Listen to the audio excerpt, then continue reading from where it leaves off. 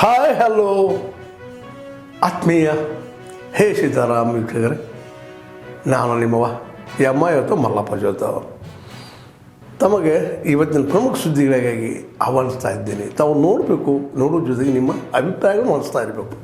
ಈ ಪ್ರಮುಖ ಸುದ್ದಿಗಳನ್ನು ನೋಡ್ತಾ ಹೋಗಿ, ಜೊತೆಗೆ ನಿಮ್ಮ ಅಭಿಪ್ರಾಯ ತಿಳಿಸ್ತಾ ಹೋಗ್ರಿ ಅಂತ ಹೇಳ್ತಾ ನೋಡಿ ಈ ಸುದ್ದಿಗಳೆಲ್ಲ ಬರ್ತಾ ಇದ್ದಾವೆ. ಮಾಧ್ಯಮದ ಕ್ರಮೇನೇ ಇಲ್ಲ.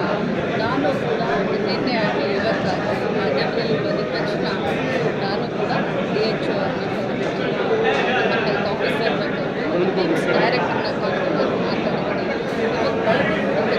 ಚರ್ಚೆ ಮಾಡಿ ಅಂತ್ಯ ಯಾವ್ಯಾವ ಕಾರಣಕ್ಕೆ ಕಾನೂನಿನ ಸಾವಾಗಿದೆ, ಯಾವ್ಯಾವ ಕಾರಣಕ್ಕೆ ಹಸುಗಳ ಸಾವಾಗಿದೆ,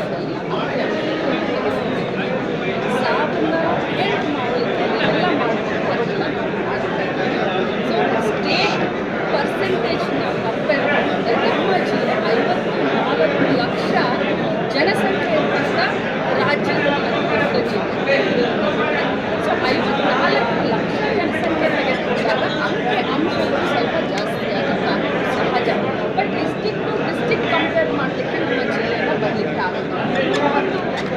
ಮಾತನಾಡಬೇಕು ಅಂತಂದರೆ ಧಾರವಾಡದಲ್ಲಿ ತುಂಬ ಕ್ರಿಟಿಕಲ್ ಕಂಡೀಷನ್, ಧಾರವಾಡ ಜಿಲ್ಲೆಯಲ್ಲಿ, ಉತ್ತರ ಕನ್ನಡ ಜಿಲ್ಲೆಯಲ್ಲಿ ತುಂಬ ಕ್ರಿಟಿಕಲ್ ಕಂಡೀಷನ್ ಇದ್ದಂಥವು ಬೆಳಗಾವಿ ಮೆಡಿಕಲ್ಗೆ ಬರ್ತಾರೆ. ಬಾಗಲಕೋಟೆ, ಬಿಜಾಪುರ ಜಿಲ್ಲೆಯಲ್ಲಿ ತುಂಬ ಕ್ರಿಟಿಕಲ್ ಇದ್ದಂಥ ಪೇಷಂಟ್ಗಳು ಕೂಡ ಬೆಳಗಾವಿಗೆ ಬರ್ತಾರೆ.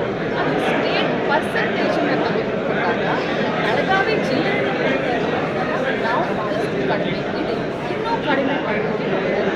ಈ ಕಾರಣ ಏನು ಹಾಗಾದ್ರೆ ಸಾವಿಗೆ?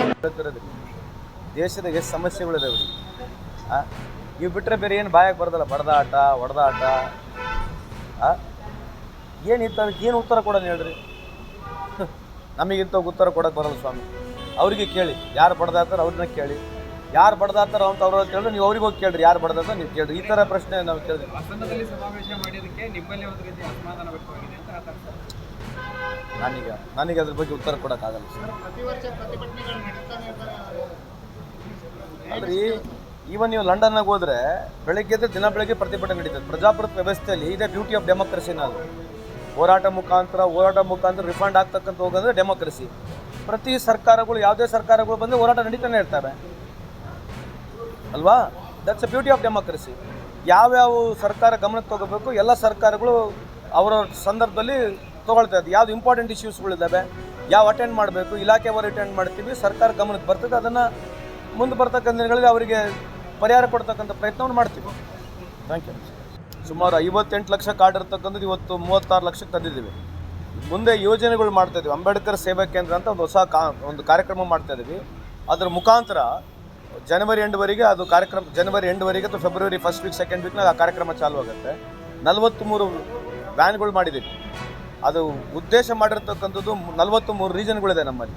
ಆ 43 ರೀಜನ್ಗಳಲ್ಲಿ ಈ ವ್ಯಾನ್ಗಳು ಯಾರ್ಯಾರು ನಮಗೆ ಫಲಾನುಭವಿಗಳಿದೆ ಅವ್ರ ಮನೆಗೆ ನೇರವಾಗಿ ಹೋಗಿ ಚೆಕ್ ಮಾಡ್ತಕ್ಕಂಥದ್ದು, ಸೈಟಲ್ಲಿ ಯಾರು ಕೆಲಸ ಮಾಡ್ತಾರೆ ಚೆಕ್ ಮಾಡ್ತಕ್ಕಂಥದ್ದು, ಯಾರ್ಯಾರು ನಮಗೆ ಬೆನಿಫಿಟ್ಸಿಗೆ ಅರ್ಜಿಗಳು ಹಾಕ್ತಾರೆ ಅರ್ಜಿಗಳನ್ನ ವಿಲೇವಾರಿ ಮಾಡೋಕ್ಕಿಂತ ಮುಂಚೆ ಹೋಗಿ ನೇರವಾಗಿ ಹೋಗಿ ನೋಡ್ಕೊಂಬರ್ತಕ್ಕಂಥ ಕೆಲಸ ಮಾಡ್ತೀವಿ. ಇದರಿಂದ ಮುಂದೆ ಖಂಡಿತವಾಗ್ಲೂ ಈ ಏನು ಫೇಕ್ ಕಾರ್ಡ್ಸ್ ಇದೆ, ಈ ಫೇಕ್ ಕಾರ್ಡ್ಸ್ ತೆಗಿಲಿಕ್ಕಿಂತ ನಮಗೆ ಹೆಚ್ಚಿನ ಅವಕಾಶ ಸಿಗುತ್ತೆ. I can promise you in next 4-5 months construction ಬೋರ್ಡ್ನಲ್ಲಿ ಇದೇನೋ ಫೇಕ್ ಕಾರ್ಡಿನ ಗೊಂದಲ ಇದೆ, 70-80% ನಾವು ಸರಿ ಮಾಡ್ತಕ್ಕಂಥ ಸಾಧ್ಯತೆ ಕಂಡು ಬರ್ತಾ ಇದೆ.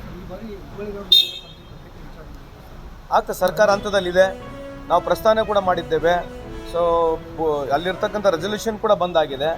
ಆಮೇಲೆ ಅದು ಕ್ವಾಲಿಫೈ ಆಗ್ತಕ್ಕಂಥದ್ದು ಮೇಲ್ನೋಟದಲ್ಲಿ ಕಾಣ್ತಾ ಇದೆ. ಖಂಡಿತವಾಗಿ ಮುಂದೆ ಬರ್ತಕ್ಕಂಥ ದಿನಗಳಲ್ಲಿ ಸರ್ಕಾರ ಹುಬ್ಬಳ್ಳಿ ಧಾರವಾಡ 2 ಮಹಾನಗರ ಪಾಲಿಕೆಗಳು ಆಗ್ತಕ್ಕಂಥ ಸಾಧ್ಯತೆ ಇದೆ. ಮೌಖಿಕವಾಗಿ ಕೊಡ್ತಕ್ಕಂಥ ಆರ್ಡ್ರೇ ಕೊಡ್ತೀವಿ. ಮೌಖಿಕ ಈಗ ಸುಪ್ರೀಂ ಕೋರ್ಟ್